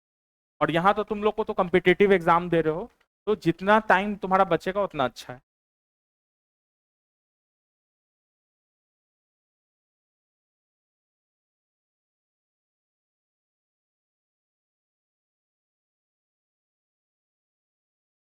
ऊपर की और नीचे की, और यहाँ कोई ऊपर कहाँ कोई नीचे नहीं है। हम विब की ओर लिखें इस तरीके से, हम अगर ऐसे विब की ओर लिखेंगे तो ऊपर की ओर जाएगा। वो तो लिखने का है ना, वो तो एरो हम बनाए हैं कि ये एरो जो है मेरा डिनोट कर रहा है कि जो भी चीज इधर हम लिख रहे हैं, लाल का सबसे कम और वायलेट का सबसे ज्यादा। ठीक है, ये एरो का ये नीचे की और ऊपर की ओर का कोई सिग्निफिकेंस नहीं है, तो हम ऐसे लिख देते हैं। तुमको अगर ये कंफ्यूजन हो रहा है तो विब की ओर हम ऐसे लिख दे रहे हैं। ये कोई चीज थोड़ा है कि इसमें ऊपर और नीचे दिख रहे हैं, हम ऐसे एरो बना दिए। ठीक है, और हम ऐसे एरो बना दिए, ये एरो डिनोट कर रहा है यहाँ सबसे कम, बैठ जाओ बैठ जाओ, यहाँ सबसे कम और यहाँ सबसे ज्यादा। एरो हम एरो से समझाना, और यहाँ सबसे कम यहाँ सबसे ज्यादा, ये एरो का डायरेक्शन हम बताए हैं खाली, इसमें ऊपर और नीचे का कोई सिग्निफिकेंस नहीं है। अब हम लोग बोल रहे हैं कि ये एक फैक्ट है कि वायलेट रंग का जो होता है वो सबसे कम होता है तरंग दैर्ध्य, और लाल रंग का तरंग दैर्ध्य जो होता है सबसे अधिक होता है, और ऐसे बढ़ते जाता है। तो इसका ठीक उल्टा चलता है आवृत्ति में। फॉर्मूला में देखें हम लोग, हम कि लैम्डा न्यू बराबर सी बाई लैम्डा, मतलब जैसे जैसे लैम्डा बढ़ेगा, जैसे जैसे तरंग दैर्ध्य बढ़ेगा, वैसे वैसे आवृत्ति जो है वो क्या होगा, कम होगा। ठीक है, ये अभी देखे ना ये फॉर्मूला से, ये एक फॉर्मूला है, नहीं मतलब तुमको याद नहीं था, नहीं पता है, ये एक फॉर्मूला है कि जैसे जैसे ये फॉर्मूला है, तो इसमें क्या दिख रहा है कि नीचे वाला चीज अगर बढ़ेगा तो ऊपर वाला चीज क्या होगा। ये बात समझ में आ रहा है। तो अगर लैम्डा इस तरफ है तो मतलब क्यू कैसे होगा, ऐसे होगा। ये बात समझ में आया, मतलब लाल का सबसे कम होगा फ्रीक्वेंसी और आवृत्ति, और वायलेट का सबसे ज्यादा होगा फ्रीक्वेंसी। अब एक हम लोग फॉर्मूला देखे थे, E is equal to H nu, मतलब जैसे जैसे न्यू बढ़ेगा वैसे ही वैसे ऊर्जा भी है बढ़ेगा, या जैसे जैसे न्यू घटेगा या आवृत्ति घटेगा वैसे वैसे ऊर्जा जो है वो घटेगा। यही होता है ना। मान लो 4 गुने 2 है बराबर 8 हो गया, ये 2 जो है वो बढ़ा के अगर हम 3 कर देंगे तो ये क्या हो जाएगा, 4 तियां 12 हो जाएगा ना। ये जैसे इसको बढ़ाए 2 से 3 के, तो ये 8 से 12 हो गया, मतलब इधर का चीज बढ़ेगा तो इधर का भी बढ़ेगा। ये तो बेसिक मैथ्स है ना ये तो इसीलिए यहां पे भी ऊर्जा आ जाएगा। अब हम लोग इससे देखो, अब क्या हम क्वेश्चन में पूछे थे कि सबसे अधिक ऊर्जा कौन सा होगा, हम पूछ उसमें ऑप्शन था, ऑरेंज था, पीला पीला नीला पीला नारंगी और हरा, ये 4 ऑप्शन था। तो इसमें सबसे ज्यादा किसका दिख रहा है, ब्लू का। समझ में आया ये बात, इसमें ऊपर नीचे का कोई सिग्निफिकेंस नहीं है, ये तो एक एरो का डायरेक्शन हम बनाए हैं ना कि रेड का सबसे कम है और वायलेट का सबसे ज्यादा है। ये क्यों है, क्योंकि ये उसका उल्टा होता है। लैम्डा सबसे वायलेट का कम क्यों है और रेड का क्यों ज्यादा, आप ये पूछोगे। पता है भाई, लैम्डा का यही ये है कि ये दो वेव के बीच का डिफरेंस डिस्टेंस को ही ना लैम्डा बोल रहे थे। दो क्रेस्ट या दो गर्त की दूरी के बीच की दूरी को हम लोग तरंग दैर्ध्य बोल रहे थे। ये फैक्ट है कि वायलेट का सबसे कम होता है, ये साइंटिस्ट मेजर किए हैं कि सबसे कम होता है बैगनी का और सबसे ज्यादा होता है रेड का, तो इसीलिए। समझ में आया, ठीक है। नेक्स्ट लिखो, स्पीड ऑफ लाइट यानी प्रकाश की चाल।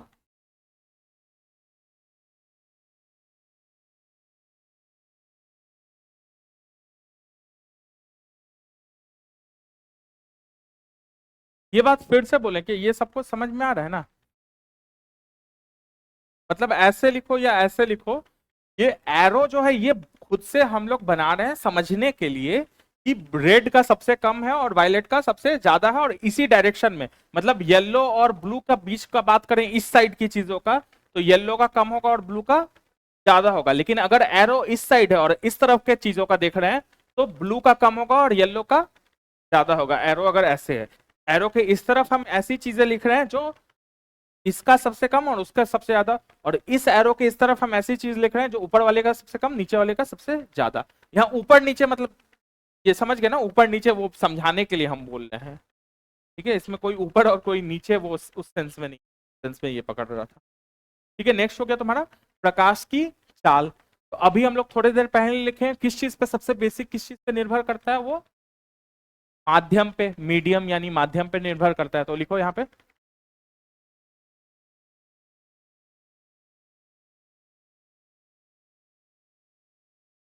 प्रकाश की चाल माध्यम की प्रकृति,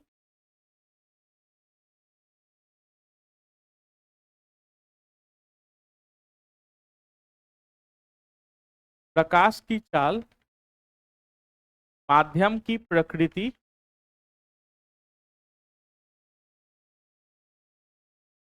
पर निर्भर करता है, पर निर्भर करता है।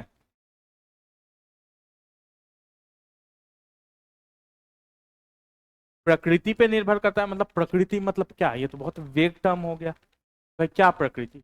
तो प्रकृति मतलब क्या हुआ कि अपवर्तनांक, नेचर यानी कि प्रकाश का क्या चीज देख रहे हैं, कौन सा ऐसा नेचर देख रहे हैं। भाई शादी नहीं ना कर रहे हैं कि नेचर देख रहे हैं बहुत अच्छा नेचर का है या बहुत अच्छी नेचर की है, प्रकाश के सेंस में हम लोग देख रहे हैं। तो क्या देख रहे हैं उसमें कि भाई उसका अपवर्तनांक, प्रकृति मतलब उसका अपवर्तनांक क्या है। अपवर्तनांक हम लोग अभी पढ़ेंगे कि क्या है, तो पहले लिखो यहां पर माध्यम की प्रकृति का अर्थ,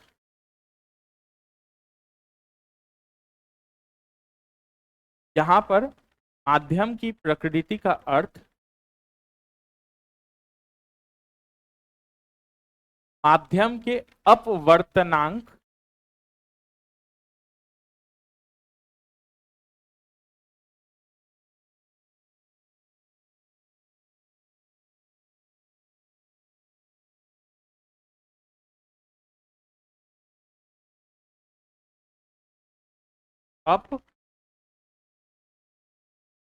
अपवर्तनांक, इंग्लिश में तो रिफ्रैक्टिव इंडेक्स इसको,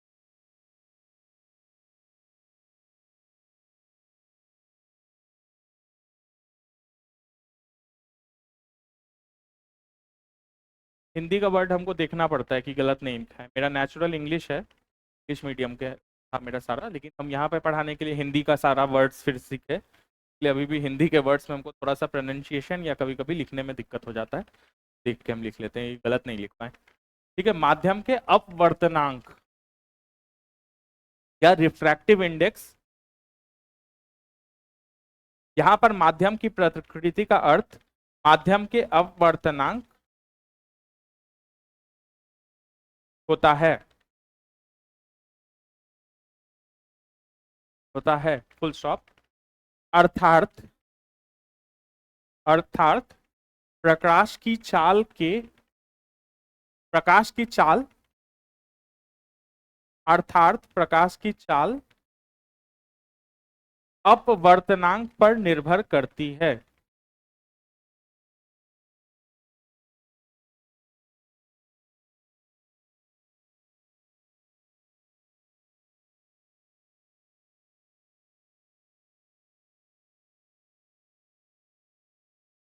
ठीक है, प्रकाश की चाल किस पे निर्भर करती है, तुम्हारे अपवर्तनांक पे निर्भर करती है। ये अपवर्तनांक जो है इसको हम लोग म्यू से रिप्रेजेंट करते हैं, म्यू नहीं, म्यू, ये साइन, ये यू नहीं लिख रहे हैं, ये म्यू लिख रहे हैं। ठीक है, ये लिख लो ब्रैकेट में, अपवर्तनांक जहां लिखे हो वहां पे म्यू लिख लो ब्रैकेट में।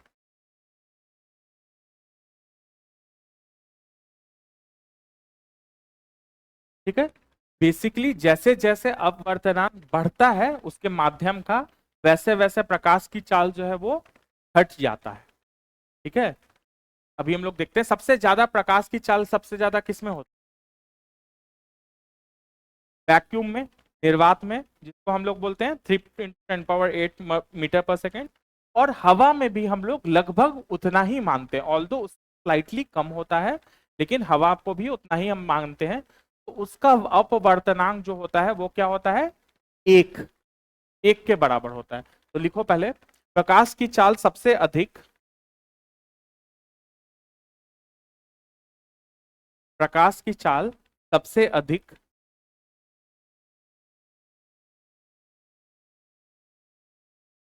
निर्वात में यानी वैक्यूम में, प्रकाश की चाल सबसे अधिक निर्वात में, कॉमा से कम वायु में,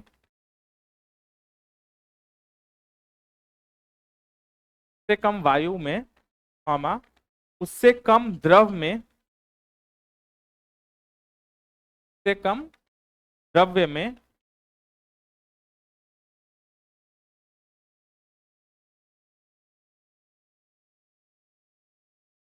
तथा सबसे कम ठोस में होता है, तथा सबसे कम ठोस में होता है।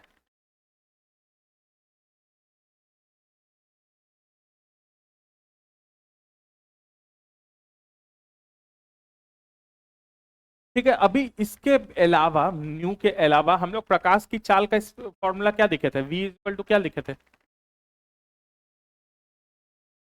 सही बोले थे, प्रकाश की चाल बराबर क्या होता है, v इक्वल टू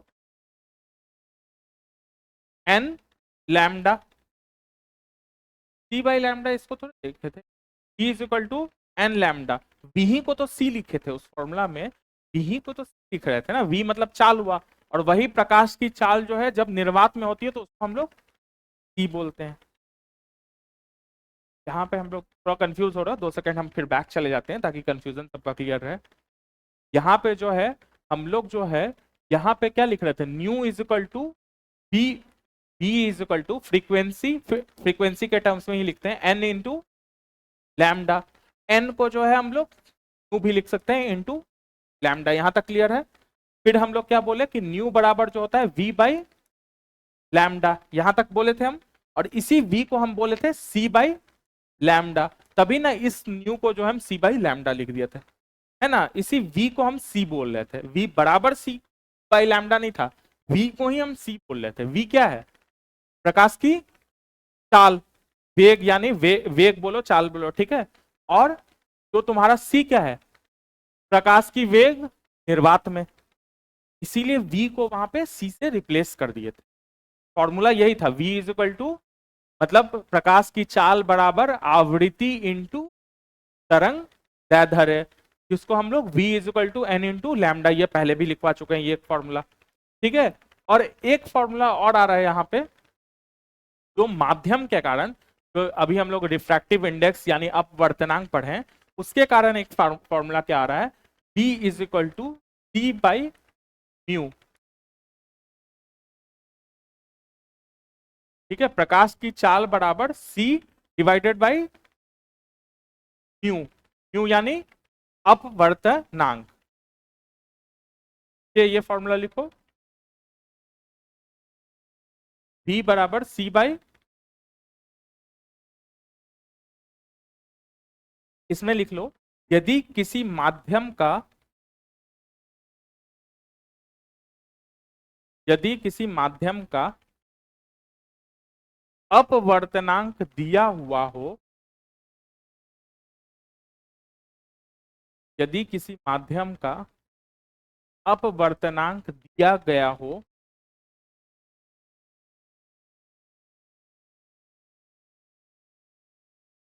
तो उस माध्यम में प्रकाश की चाल, उस माध्यम में प्रकाश की चाल v बराबर c बाई म्यू, वही जो ऊपर लिखवा है, v is equal to C by, यहाँ c क्या है ये तो सबको पता है, निर्वात में प्रकाश की चाल जो 3 इंटू 10⁸ मीटर पर सेकंड होता है, और म्यू क्या है, प्रकाश का सॉरी माध्यम का अपवर्तनांक। अब एक बार फिर से ये सारी बातें को हम फिर से बोलते हैं, ठीक है, थोड़ा सा दो दो फॉर्मूला आ गया, थोड़ा कंफ्यूजन हो गया, कभी कुछ बोल रहे हैं कभी कुछ बोल रहे हैं, ऐसा सा फील हो रहा होगा कुछ, ठीक है।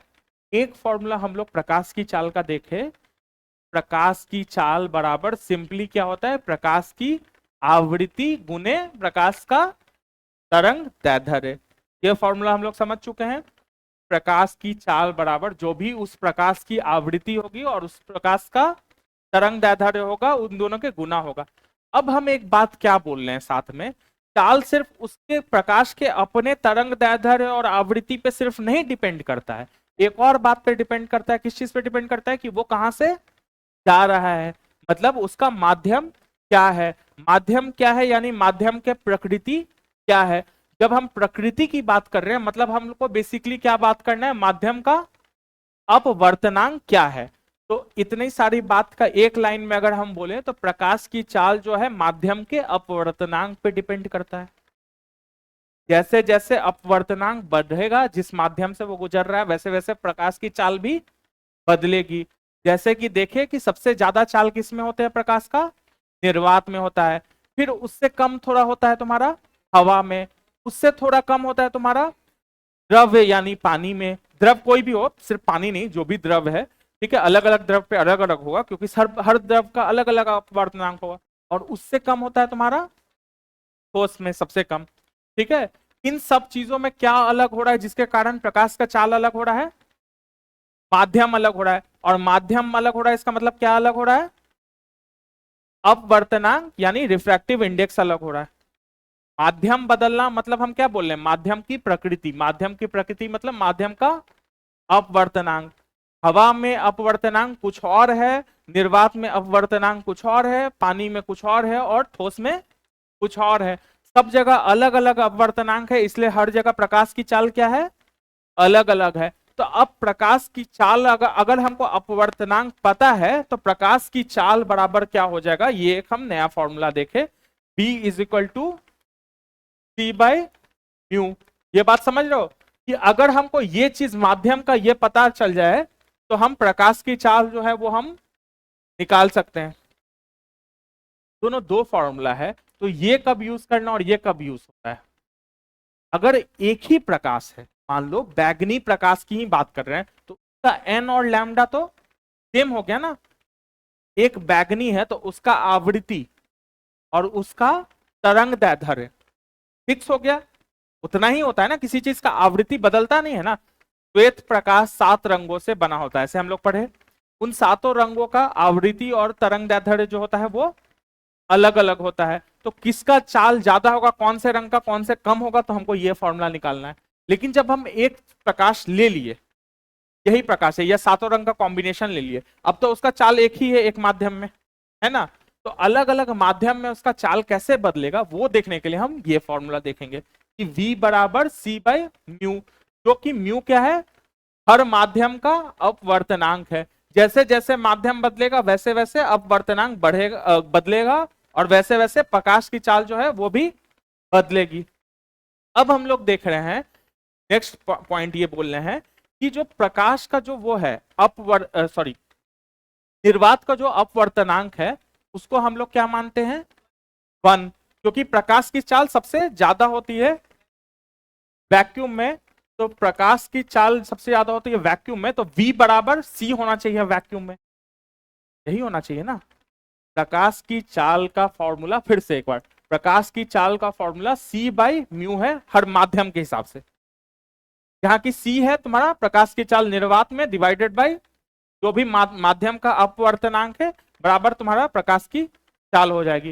निर्वात में प्रकाश की चाल कितना होती है? 3 इंटू 10⁸ मीटर पर सेकेंड, जिसको हम लोग फॉर्मूला इसमें यूनिट में क्या बोलते हैं? सी। तो सी से दर्शाते हैं, मतलब हमको अगर निर्वात में प्रकाश की चाल चाहिए तो V बराबर C हमको चाहिए। C चाहिए, इसका मतलब नीचे वाला क्या होना चाहिए जब ये C ही बन जाए? 1 होना चाहिए। मतलब निर्वात का जो है रिफ्रैक्टिव इंडेक्स यानी अपवर्तनांक कितना होगा? 1 होगा। और जैसे जैसे मीडियम में कोई भी चीज है वो उससे कम ही होगा। प्रकाश की चाल सबसे ज्यादा निर्वात में होती है, तो निर्वात के अलावा किसी भी चीज में हम प्रकाश की चाल देख रहे हैं तो वो C से क्या होना चाहिए? कम होना चाहिए। इसको C से कम होने के लिए इसको 1 से क्या होना चाहिए? ज्यादा होना चाहिए। ये बात समझ लो, सिंपल मैथ्स है।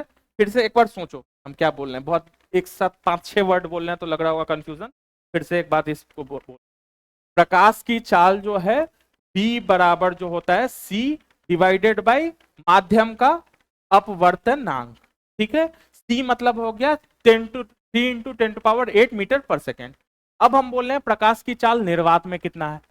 ठीक है, तो प्रकाश की चाल निर्वात में हमको ये सी चाहिए, वी को जो है वी बराबर सी चाहिए, मतलब हमको म्यू को क्या करना पड़ेगा, एक करना पड़ेगा। यहां तक सबको क्लियर है, समझ में आ रहा है सबको? क्या बात हम क्या बोल रहे हैं, किसी भी जगह प्रकाश की चाल जो है वो निर्वात से जो है वो अधिक नहीं हो सकती, कम ही होगी। ये बात समझ रहे हैं? निर्वात में प्रकाश की चाल जो है वो सी है, तो वो सी से कम ही होना चाहिए प्रकाश की चाल। तो सी से इस वैल्यू को जो है सी से कम होना चाहिए, तो इसका मतलब नीचे वैल्यू वाला वैल्यू जो है एक से ज्यादा होगा कि कम होगा, ज्यादा होना चाहिए। ये मान लो 4 है, ठीक है, तो इसको जो है अगर एक ही रख देंगे तो ये 4 हो जाएगा, एक से अगर कम रख देंगे 0.5 कर देंगे तो ये तो 4 से ज्यादा हो जाएगा, जो कि पॉसिबल नहीं है। तो इसको एक से ज्यादा ही होना पड़ेगा, तभी तो ये वैल्यू जो है नीचे आएगा सी से। ये बात समझ लो, तो इसीलिए रिफ्रैक्टिव इंडेक्स जो है सबसे कम होता है तुम्हारा निर्वात का, जो कि 1 होता है, और बाकी चीजों का वैसे वैसे बढ़ते जाता है। तो 4-5 चीजों का हम लोग इसका याद भी कर लेंगे, रिफ्रैक्टिव इंडेक्स क्या होता है और प्रकाश की चाल भी क्या होती है अलग अलग चीजों में, ठीक है।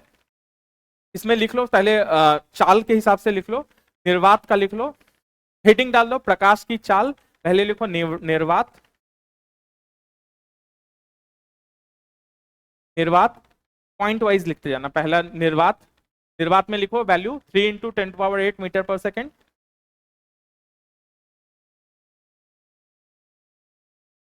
नेक्स्ट लिखो वायु, क्या लिखवाना चाह रहे हैं समझ लो ना, ऐसे लिखो, स्पीड मतलब प्रकाश की चाल हिंदी में लिखना अपना तुम लोग, स्पीड ऑफ लाइट, ठीक है। पहला लिखोगे तुम लोग निर्वात, डब्ल्यू होता है वैक्यूम में, ठीक है, पहला लिखोगे निर्वात में लिखोगे इक्वल टू 3 × 10⁸ मीटर पर सेकेंड। दूसरा लिखो, हिंदी में उसको हवा वायु लिखना, इंग्लिश में हम एयर लिख रहे हैं, इसमें जो है ऐसा इक्वल टू साइन देना, ये वाला साइन। इस साइन का क्या मतलब होता है, लगभग, अप्रोक्सीमेटली, ठीक है, तो लगभग वाला साइन देना, लगभग ये भी हो जाएगा 3 × 10⁸ मीटर पर सेकेंड। तीसरा लिखो बर्फ, ठीक है, आइस, इसमें लिख लो 2.3 × 10⁸, 3 से तो कम ही होगा ना, 2.3 × 10⁸ मीटर पर सेकेंड, ठीक है। चौथा लिखो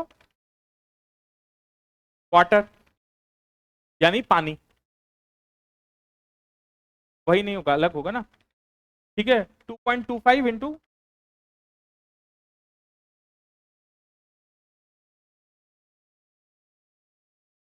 ठीक है। नेक्स्ट लिखो कांच, कांच में क्या होता है, हाँ 2.0 सही है, 2 × 10⁸ मीटर पर सेकेंड। ये सब क्या है, सब प्रकाश की चाल है इन सब माध्यम में। अगर प्रकाश जो है अगर कांच में होके गुजर रहा है तो प्रकाश की चाल क्या हो जाएगी, 2 × 10⁸ मीटर पर सेकेंड। नेक्स्ट लिखो हीरा, हाँ 1.24 × 10⁸ मीटर पर सेकेंड।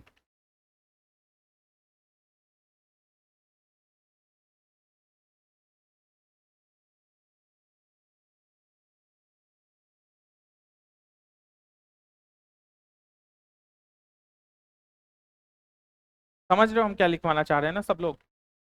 निर्वात में प्रकाश की चाल हो गई तुम्हारा 3 × 10⁸ मीटर पर सेकेंड, वायु में भी लगभग उतना ही हो गया। बर्फ में प्रकाश की चाल हो गई 2.3 × 10⁸ मीटर पर सेकेंड, पानी में प्रकाश की चाल हो गई 2.25 × 10⁸ मीटर पर सेकेंड, कांच में हो गई 2 × 10⁸ मीटर पर सेकेंड, और हीरा में हो गया तुम्हारा 1.24, यानी डायमंड में 1.24 × 10⁸ मीटर पर सेकेंड। अब वर्तनांक लिखते हैं सबका, जैसे स्पीड ऑफ लाइट लिखे थे यहीं पे बगल में म्यू लिख लो ऐसे करके, अब वर्तनांक मतलब म्यू हुआ। तो सबसे पहला क्या था निर्वात, उसका क्या होगा म्यू 1, है ना, ये तो अभी समझ चुके हैं कि 1 होगा। बाकी जितना भी नीचे चीजों हैं उनका अपवर्तनांक क्या होगा, 1 से अधिक होगा कि कम होगा, अधिक होगा। तो वायु में भी एक ही लिख लेना, निर्वात और वायु दोनों में एक हो गया। इसी फॉर्मूला से हम लोग निकाल रहे हैं, ये जो फॉर्मूला है ना, कहाँ चला गया, लिख देते हैं, E is equal to C by mu. चाहो तो निकाल भी सकते हो, सबका निकाल भी सकते हो। कैसे निकल जाएगा सबका, समझ रहे हो? सी का वैल्यू क्या है, 3 × 10⁻8 मीटर पर सेकंड, और सबका हम v बता दिए तो म्यू सबका निकल जाएगा ना। हाँ, लेकिन सबका लिखवा दे रहे हैं कि दो चार का याद करना, अब एग्जाम में बैठोगे निकालने तो बहुत वो हो जाएगा, टाइम लग जाएगा, और इससे डायरेक्ट क्वेश्चन आता है, तो इसीलिए याद करके चला जाना दो चार चीज। ठीक है, बर्फ में लिख लो 1.31, बर्फ में 1.31, पानी में लिख लो 1.33, यानी 4/3, 1.33 यानी 4/3 भी लिख सकते हैं ना, 4/3।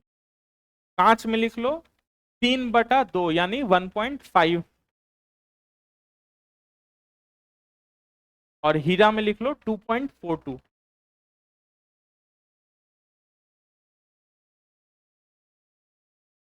वायु में लगभग वही 1 हो जाएगा ना।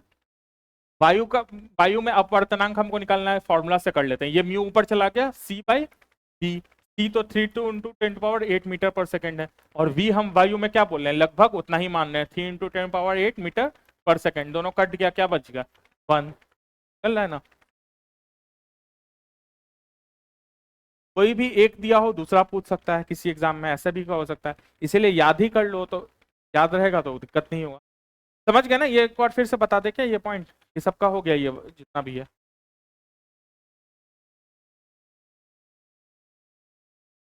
ठीक है, यहां तक किसी को कुछ डाउट है?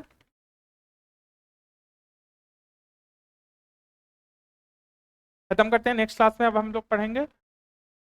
कोई डाउट नहीं ना? एक बार घर जाके अच्छे से देखना सारे फॉर्मूला को, दो चार फॉर्मूला हो जाता है ना तो कई बार कंफ्यूजन हो जाता है, सबसे पहले अच्छे से देख लेना। ठीक है, अभी प्रीवियस ईयर क्वेश्चन करने का आज ही जरूरत नहीं है, अभी 2-3 क्लास चलने दो, थोड़ा सा फील आने दो सब्जेक्ट का, और उसके बाद हम बोलेंगे कि पिछले साल का क्वेश्चन करना।